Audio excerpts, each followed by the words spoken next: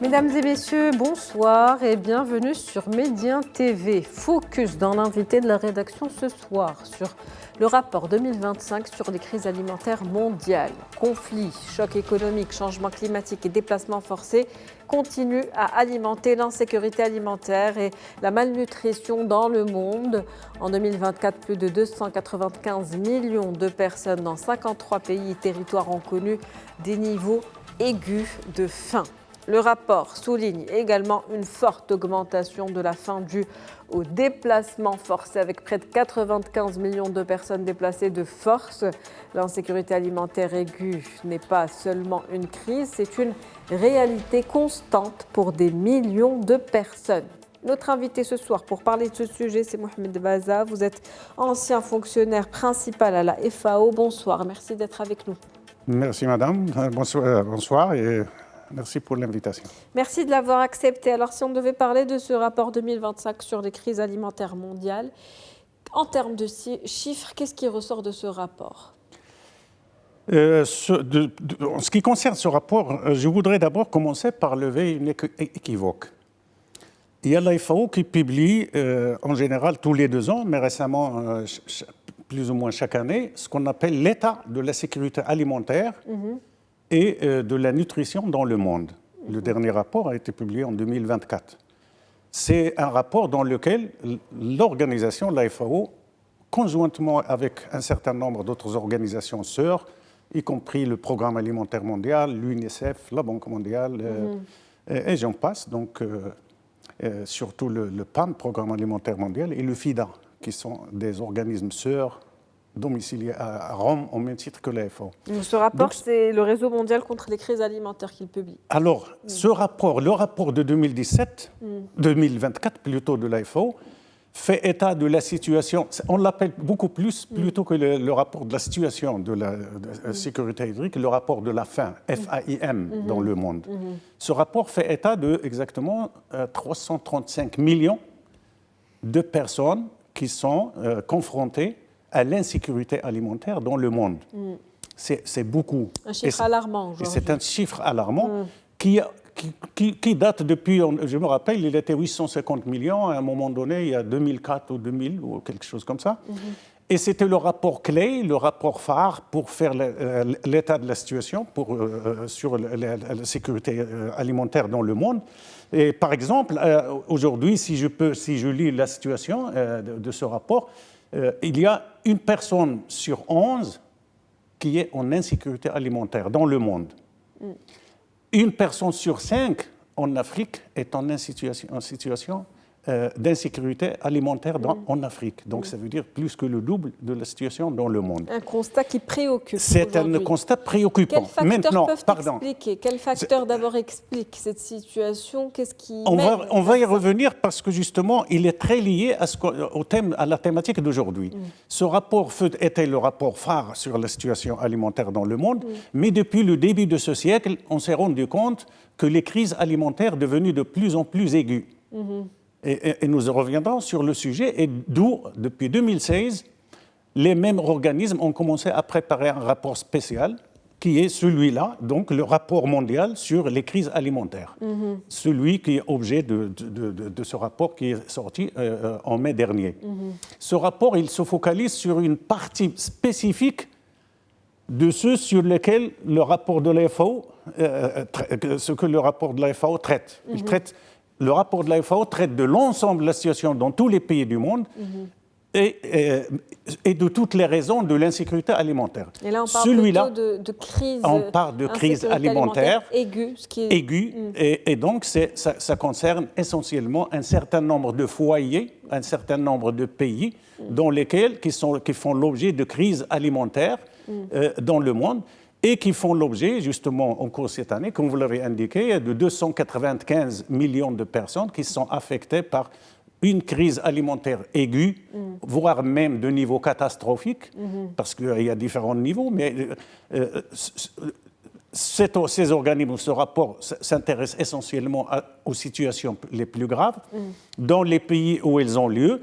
Et dans l'excès, ce n'est pas n'importe quelle crise, c'est les crises que les pays n'arrivent pas à gérer tout seuls. Des crises dues, pour revenir aux facteurs justement, notamment aux tensions géopolitiques, aux guerres, mais aussi au climat, au changement climatique. Il y a plusieurs raisons, mais deux types de raisons. Et malheureusement, ces raisons se sont amplifiées au cours du XXIe siècle. Il y a des raisons anthropiques, humaines, c'est essentiellement les conflits et l'insécurité de manière générale. Les conflits et l'insécurité, c'est le premier facteur de l'insécurité ou des crises alimentaires dans le monde. On peut en revenir. Il y a un certain nombre de pays qui vivent des conflits internes, des guerres entre pays, des conflits internes qui font l'objet, donc qui causent un certain nombre de migrations, aussi bien internes qu'entre les pays, etc. Il y a aussi, on peut y revenir, et il y a aussi les facteurs climatiques, notamment le changement climatique, les impacts des changements climatiques, et tout particulièrement la sécheresse, qui fait l'objet maintenant de ce qu'on appelle les immigrés de la sécheresse.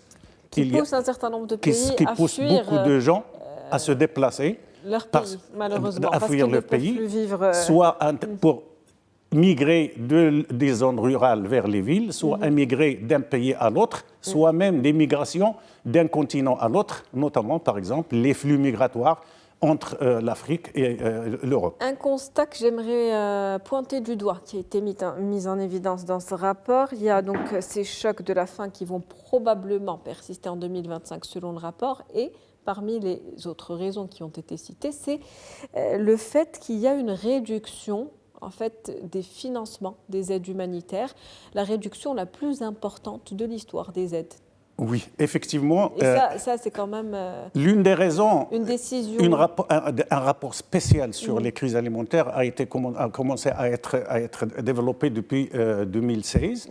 Et il a démontré que depuis 2016, donc, le nombre de crises, le nombre de personnes affectées par les crises alimentaires ne fait qu'augmenter. D'ailleurs, il a dépassé le chiffre de 20% dans les pays où il y a des conflits.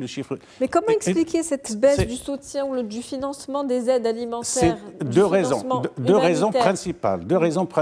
D'abord, parce qu'il y a une augmentation accrue des crises qui demandent beaucoup d'argent, mais aussi une certaine fatigue des pays donateurs et des organismes donateurs surtout.